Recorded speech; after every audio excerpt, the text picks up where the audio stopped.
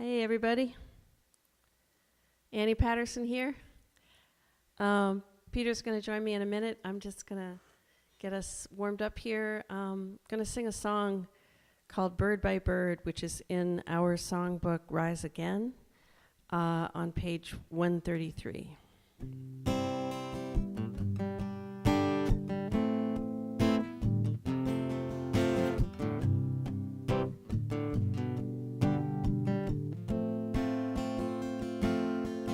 Trouble isn't easy, trouble brings doubt, fear comes in, joy goes out.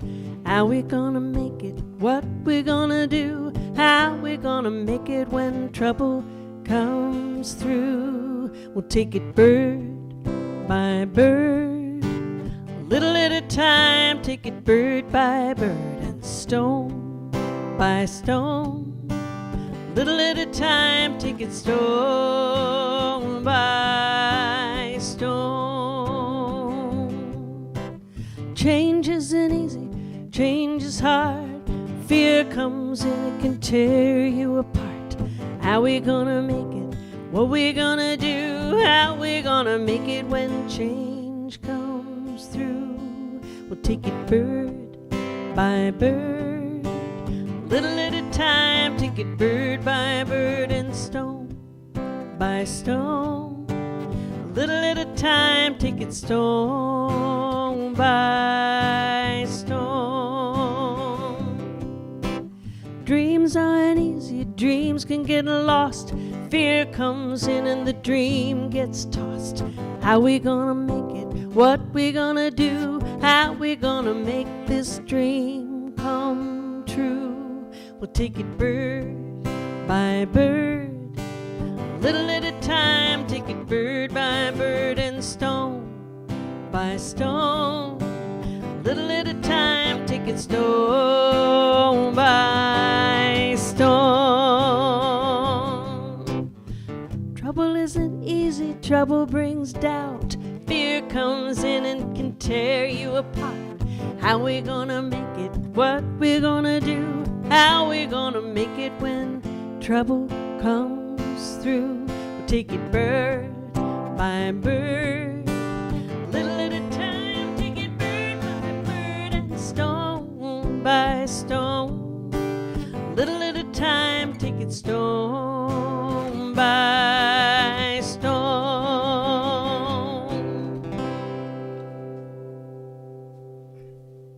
All right. Bird by Bird by Joe Crookston. And it's on his Abel Baker, Charlie and Dog CD, in case you're wondering. Welcome, everybody. I hope you're sitting back and have something cold to drink and just enjoying this, this time. It's just an unprecedented time with so much going on. And if you're tuning in, then we're just so glad that you're with us. And maybe a little bit of singing tonight will help you feel like we're all together on this journey. We've got a half-hour show planned. This is our Music for Justice series. And Peter Blood's going to join me very soon. And we're going to do a few songs tonight that are really songs that highlight parts of our own journey with racial justice and with social justice. And I think while we're getting started and Peter's joining in, we're going to start with a song that we just think is very special. It's called Arise, Arise, National Anthem. And this is written by Jean Rowe, and this is in the Rise Again songbook on page 133. And I hope everybody in this nation learns this song. It's such a powerful tune. Hi, Peter. Welcome. Yeah. You got to use the mic. We're focusing some tonight on the Poor People's Campaign, and I think the Poor People's Campaign is on a campaign for moral revival. I think this song really encompasses reimagining America and changing the values that undergird our country back to something much more strong.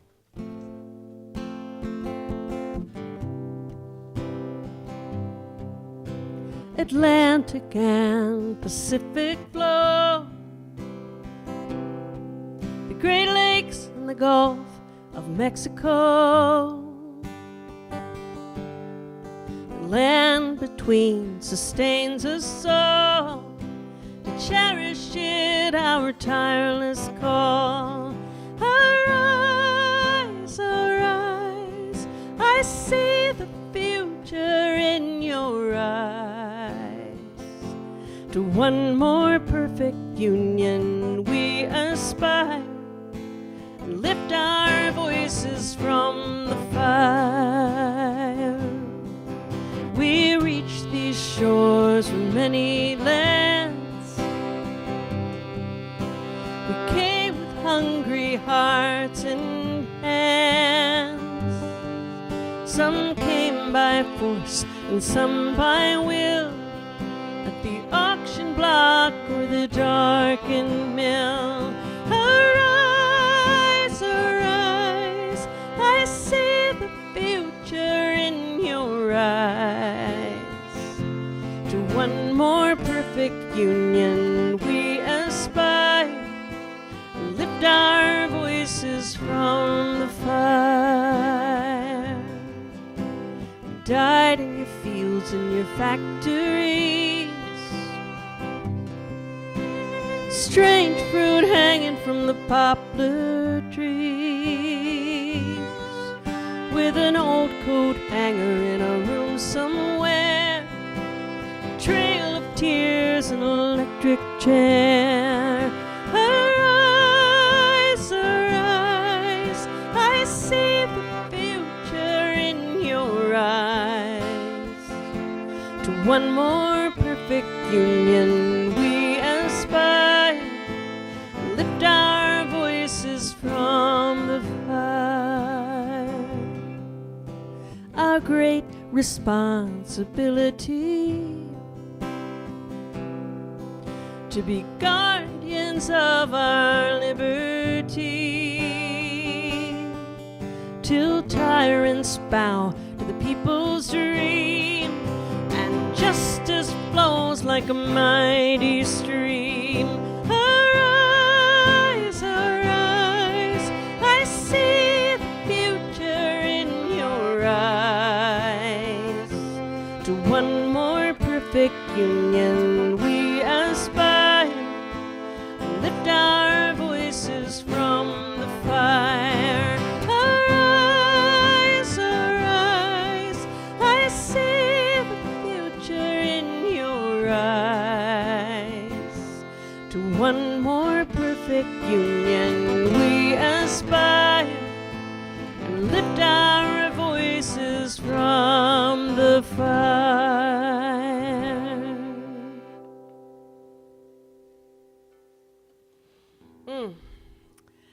Wow. It's just a magnificent song. Arise, arise. I see the future in your eyes. I feel like right now we are charged with looking and listening and seeing what is reflected back at us in the eyes of every black and brown person in this country and in the world, and every person who's been oppressed, and people who are on that marginal line of just one day away from being homeless, and also, people who don't have homes right now, living out of their cars and trying to raise families in that condition. We learned this past weekend as we watched the Poor People's Campaign, a national call for a moral revival with Reverend Dr. William Barber II and Reverend Liz Theo-Harris, who are the co-chairs of the Poor People's Campaign. Their voices really just help strengthen the voices of so many people in this country. I found out 38.5 million children are poor or low income right now in this country, and that's that's over half of the children in this country that we aren't taking care of. So tonight we thought we would just spend a little bit of time talking about our own experiences and give a nod to the Poor People's Campaign. Welcome, everybody. We're so glad you've joined us. Peter's wearing his Poor People's Campaign shirt in honor of tonight. I'm Annie Patterson. This is Peter Blood, if you're just joining us for the first time. That last song, again, was by Jean Rowe, called Arise, Arise, a national anthem. And Peter, speaking of the Poor People's Campaign, you were part of the Poor People's Campaign many years ago, weren't you? Yeah, I graduated from college in 1968, which was a big year for political happenings around the world. And I was very involved in anti-Vietnam work. And the last year of Martin Luther King's life, he became very involved in anti-Vietnam work, which a lot of people challenged him for. But also, he really came to an analysis of saying, this is not just about race. It's a great deal about race, but it's also about people, Chicanos, Native Americans, black people, and poor white people coming to see each other as allies. And so people came from all across the country to Washington and set up a tent city on the mall. And I was part of a small group of about 20 young people who joined that campaign. And we let them use the tent city because there wasn't enough space down there. But we joined them in many actions. And when they were arrested, when they closed down Resurrection City, we spent about a month in prison with them. And it was very, very moving to be at these huge rallies with people like Reverend Abernathy and Jesse Jackson and other Anthony Bevel, different people. Tell us again what year this was. This was in 1968. Started, I think, in the spring. I was still in college, so I came, I think, in June and stayed to the middle of the summer, basically. And we got to work side by side, particularly when we were in jail for that 2 or 3 weeks at the end of the Poor People's Campaign. Got to spend lots of time singing, meeting, talking to, learning from poor people that were in jail with us, basically side by side for quite a long period of time. So, I hope that folks who are saying if you're not getting any sound, just do check your connection, and we hope other people can hear us okay. We did a sound check, and it all sounded fine from our end, so we hope you can hear. Right before that year where you went down to be with the Poor People's Campaign, there was an incident, and we thought we'd sing a song. Do you want to introduce this next song? It's actually a few years earlier. In 1964, there was something called Mississippi Freedom Summer, and Pete Seeger went down with many other people to work to spend the summer organizing people to learn to register to vote at great danger. And on June 21st, just this week actually is the anniversary, 3 civil rights workers, James Chaney, who lived in Mississippi, and 2 people from New York City, Schwerner and Goodman, were kidnapped and murdered by the Klan. And Pete Seeger got the horrible news during one of his concerts that summer in Mississippi that they had found the bodies in an earthen dam. And he later went on to put a poem to music called, this is not actually in our book, but it's on our website. It's called Those Three Are on My Mind. All right, good. Those Three Are on My Mind is a song. We ended up putting this in our, we have a Pete Seeger songbook, and we put this song in that. And I'll take these off now that I can, just checking I could hear myself. And I kind of feel like this really relates to the say their names, because we can say their names: Andrew, James, and Michael. I think of Andy in the cold, wet clay. Those 3 are on my mind. With his friends beside him on that brutal day. Those 3 are on my mind. There lies young James in his mortal pain. Those 3 are on my mind. While my tears keep falling like the rain, like the rain. Those 3 are on my mind. I see young soft-eyed bride. Those three are on my mind. And three proud mothers weeping side by side. Those three are on my mind. But I breathe yet, for some the sky is bright. I cannot give up hoping for the morning light. And so I ask the killers, can you sleep at night? Those three are on my mind. Those three are on my mind.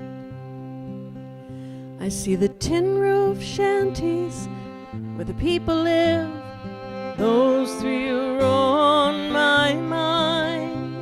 And the burnt out churches where they sing we forgive. Those three are on my mind. While on the backwood road still ride the hooded bands, poisoning the air through the good Southlands. And so I ask the killers, can you ever wash your hands? Those three are on my mind. Those three are on my mind. There sit the mighty judges handing down the law. Those three are on my mind. In their marble courthouse we are filled with awe. Those three are on my mind. Well, I know the price of liberty, but I must ask the question that burns inside of me. Did they also murder justice when they killed those three?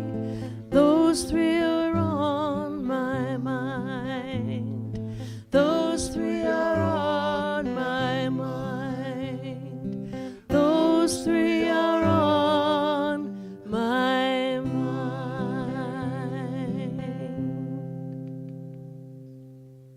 Yeah. All right. Whew. So, Annie, with all the tough things going on in this country, the racial violence, the scapegoating of various people to avoid facing real problems, I'm wondering how you kind of keep up your sense of energy, hope, resilience, so you just don't get overwhelmed and discouraged. I get overwhelmed. I mean, doesn't everybody? I get overwhelmed, I get discouraged.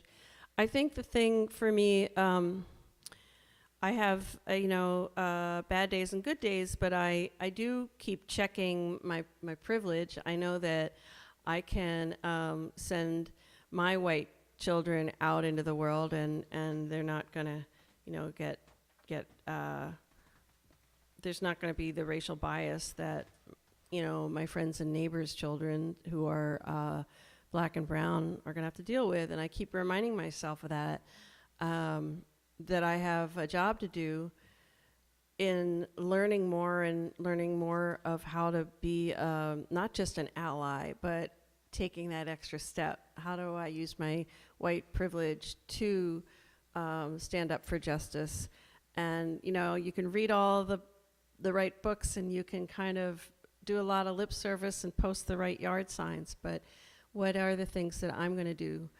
Have you had any experiences? Sorry, did I interrupt you? Sorry. Yeah, I was just going to say that it doesn't really answer your question. I mean, what do I do to kind of refill my own well? I do a lot of gardening, and I love singing with folks. Right now, we're in this strange kind of incubator time with the pandemic, so just connecting with everybody, So I was wondering if what you were talking about as being not just an ally, but like a real partner or even co-conspirator with people who are facing really maybe more things than you are with less privilege. Have you had any experiences in the last few weeks at all where you felt you were either were able to do that or maybe felt you could have but weren't able to? I don't know if I want to talk about my own experiences. I mean, I am really looking at this, and I'm urging all of our friends that look like me, to really think about what are the things that we can do that take action on systemic racism in the country. And I'm just listening to a lot of voices out there that are sort of saying, what can you do? For me, it's a matter of thinking ahead before I go to a rally. What am I willing to do? What am I really willing to do? And I think sometimes, I'll speak for myself. I've had so much privilege my whole life that I don't always catch up with the racial bias and systemic racism that's actually happening right before my eyes. And in those cases, I've been a step behind, But I go home and I say, okay, I'm going to do better next time. And honestly, that has really worked for me. I feel like I have been able to interrupt and do that work. So, I think this is a good conversation. Peter and I, obviously this isn't the first time we've talked about it, but I think we're just trying to set an example of how we can have these conversations with each other, where we're not taxing our Black and brown friends, or walking up to them and saying, when was the last time, can you answer this question for me? I mean, that's not their job right now. Yeah. So, I was terribly struck and moved by that Poor People's Campaign rally, which I would urge you to go watch. It's at June2020.org. It's terribly powerful. It's worth spending the time on. And we heard lots of stories from people who just had their lives crushed and ruined by poverty. And I think what you're saying is people who aren't in that kind of crushing poverty can get involved in movements like the Poor People's Campaign, or just get involved in their local community to do things to stand side by side with people who have those kind of really heavy burdens. Yeah, I mean, it's a conversation that I think is worth listening to other folks talk about, like Reverend Barber. And there are voices out there that are much better than mine. If I can sort of amplify those voices, I think that would be good.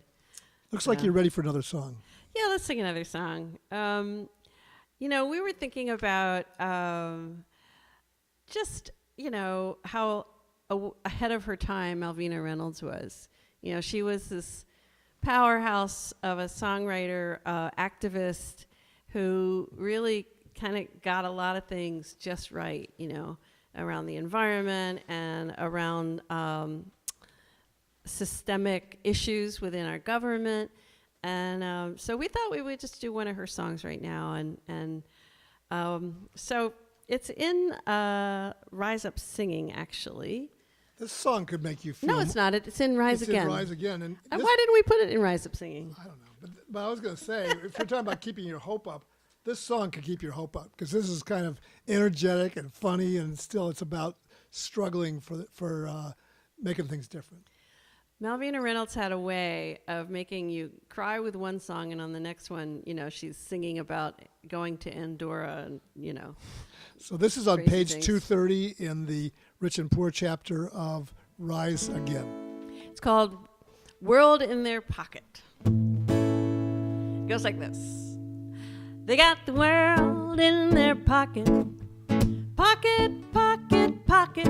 They got the world in their pocket. And they're up there in control. They got the world in their pocket. They can shake it, they can rock it, they can kick it for a goal. They got the world in their pocket, and the pocket's got a hole. Believe me, I'm going to learn the chords for the right time for the next time. Let's do the chorus again. They got the world in their pocket. Pocket, pocket, pocket. They got the world in their pocket, and they're up there in control. They got the world in their pocket. They can shake it, they can rock it, they can kick it for a goal. They got the world in their pocket, and the pocket's got a hole. There's inflation and pollution. Everything's been bought on credit in this rotten institution, and they waste the gentle people 'cause the system's got no soul. They've got the world in their pocket, but the pocket's got a hole. They got the world in their pocket, pocket, pocket, pocket. They got the world in their pocket, and they're up there in control. They got the world in their pocket. They can shake it, they can huck it, they can kick it for a goal. They got the world in their pocket, but the pocket's got a hole. Unemployment is their story, their glory. If 1 million children starve, why that's an old familiar story. And there's rage, and there's rebellion, and there's grief from pole to pole. They got the world in their pocket, but their pocket's got a hole. They've got the world in their pocket, pocket, pocket, pocket. They got the world in their pocket, but they're up there in control. They got the world in their pocket. They can shake it, they can rock it, they can kick it for a goal. They got the world in their pocket, but the pocket's got a hole. It takes a war to keep them perking, and they have to bleed the world to keep their bloody system working. But the system's self-destructing while they play that gangster role. They got the world in their pocket, but the pocket's got a hole. They've got the world in their pocket, pocket, pocket, pocket. They got the world in their pocket, and they're up there in control. They got the world in their pocket. They can shake it, they can rock it, they can kick it for a goal. They got the world in their pocket, but the pocket's got a hole. But the pocket's got a hole. But their pocket's got a hole. Yeah. Malvina rocks, boy. Woo! Who knew? Yeah. It's like she was predicting the future, unfortunately. She kind of encapsulated in that song a lot of the part of the Poor People's Campaign. What is it called? The Jubilee Program. It's, I think, about at least half, if not more, of their program is in that song. Right. We demand that our politicians address the full extent of the violence, not just police violence, but the systemic way that violence is what's upholding. You know, how we're putting all this money into our police to militarize them when we can't feed half the families in the country. So yeah, Malvina, I think she had her eye on that way that the system was really broken, and we haven't figured out a way to fix it. But I think if we keep going and we keep figuring out how to, you know, just amplify the voices.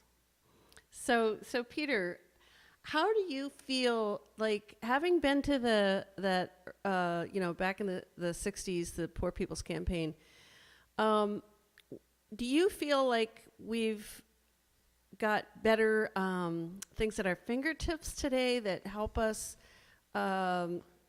connect? Because, you know, I think there's some ways we really have moved forward. One is that I think there's a much better understanding of intersectionality than there was back then.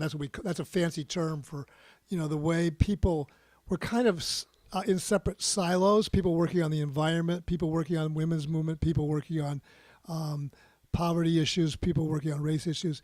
And now I think many, many people are coming together. That's why the platform of the Poor People's Campaign addresses climate, addresses militarism, addresses race, obviously, in a very central way, poverty. And so I think that's been important. Another thing that's been really good is, as good as Southern Christian Leadership Conference was, the group that Martin Luther King was the head of, it was a little bit, I think, hierarchical. It was kind of from the top kind of a group. And I think the Poor People's Campaign has really done a good job. I think they've had chapters in many, many states across the country. And a lot of the actions that have been planned by local groups across the country.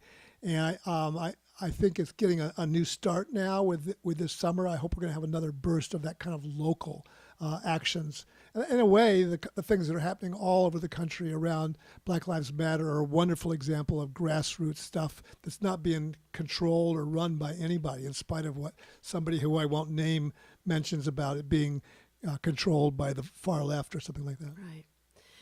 Well, this is just a tiny little bit of a window into the way that Peter and I, we pretty much talk like this a lot, and we think about, what can we do next? I know we have made a bunch of mistakes in the past. We are in the process of weeding through Rise Up Singing. There's a bunch of songs in there that never should have been put in there that basically, I would say have racial bias written all over them.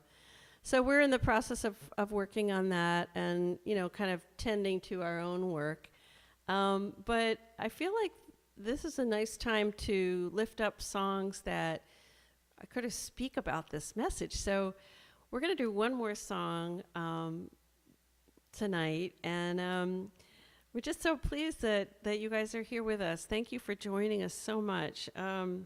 And thank you for just being with us on this journey and, singing with us in this strange kind of time.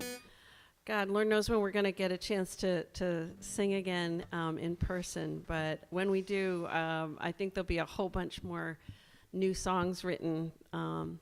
Here's one that we wanted to end with today. It's a song called More Than Enough. Do you have a page number for this one? This is on page 226 in our new book, Rise Again. Can I say a little bit about this one? Yeah, before you do, Okay. let me just say I'm going to do the version we're doing actually has been updated by Charlie King. I really like what he's done. He's taken Rob Johnson's songs and that he wrote, and he's kind of made it a little bit more for the United States. So I was going to say, I learned this song from the singing of Roy Bailey. If you've never heard of Roy Bailey, you should. We'll post on the page for our live concerts, which is riseupandsing.org/live, a list of the songs we did tonight. Because if you click on this, you'll see a video of Roy Bailey singing this song, and we can also, I think. Charlie has a recording too, so I can so I can put that up as well. But I was going to say that the reason why I think this is poignant for tonight is it's about priorities being all off, and that the priorities of the rich and the privileged are always high on the agenda of many, many nations, including this nation, but that this song is about how that doesn't have to be the way it is. And that's also what Reverend Barber and Reverend Theodora are telling us, that we don't have to get our priorities all off like that. So More Than Enough by Rob Johnson. And we're going to do this in the key of C. All right. Oh, no. Yeah. There's always the money for missiles and tanks. There's always the money for filling the ranks. There's always the money for new ways to kill, but a limited budget for you if you're ill. There is always enough for a war, but there's never enough for the poor. There's always the money to bail out the bank, to rescue the wealthy. The check's always blank. There's always a tax cut for bottomless greed, but never enough for those most in need. And there's always enough for a war, but there's never enough for the poor. There's always a windfall for Congress to catch, for Cadillac health plans and pensions to match. There's always a jackpot when their hand is dealt, while most of the rest of us tighten our belt.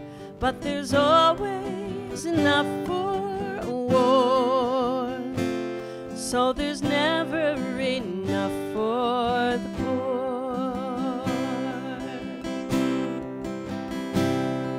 Consider the little of life that we know. We bring nothing, take nothing, pass through and go. We're all of us poor when it comes to the night, in need of the darkness, in need of the light. If we learn to want less and love more, there'd be enough for the poor, because there's more than enough for us all. All right, thanks to Charlie King and Rob Johnson for that great song. And we can try and shine a light on Charlie's lyrics. I think you can find them online, if I'm not mistaken. But once again, so great to be here with all of you tonight. Thank you for joining us. Perhaps we can leave on another song, and Okay. we had another one planned, and why not? Again, thank you, folks, for being with us. This has been a special night for us to get to sing these songs with you all and share a little bit about our own journey. We're going to do this again 2 weeks from now. And I think the next time we're going to be talking about talking to kids in our families and singing songs with them about racial justice. So stay tuned for that. And again, you can always look on our website, riseupandsing.org, or you can check us out on our Facebook page, and we'll update you there too, which is Rise Up and Sing on Facebook. So this song is actually in Rise Up Singing, our first songbook, on page 243, so you can sing along. It's a song by Sidney Carter, who wrote Lord of the Dance and a lot of other great songs, George Fox song.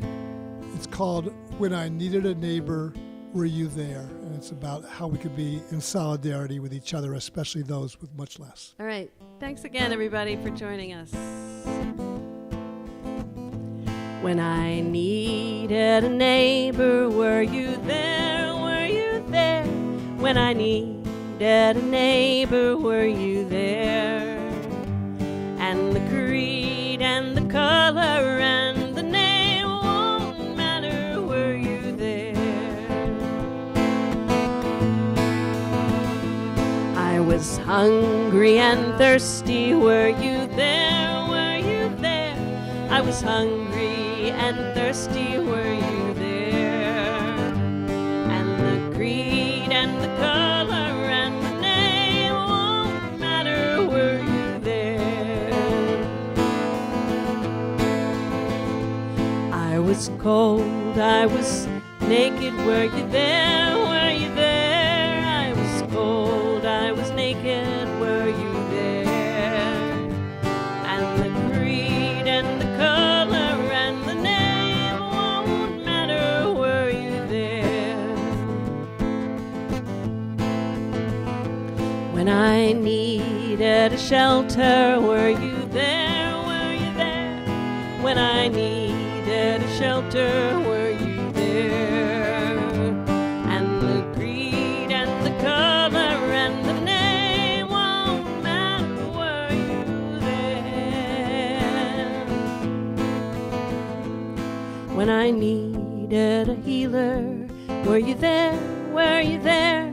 When I needed a healer, were you there? And the creed and the color and the name won't matter, were you there? Wherever you travel, I'll be there, I'll be there. Wherever you travel, I'll be there. And the creed and the color and the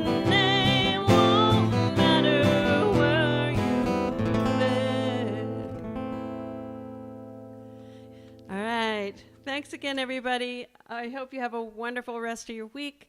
And again, thanks for joining us, and hope to see you next Monday if you can, 3 o'clock Eastern Time on our Facebook page.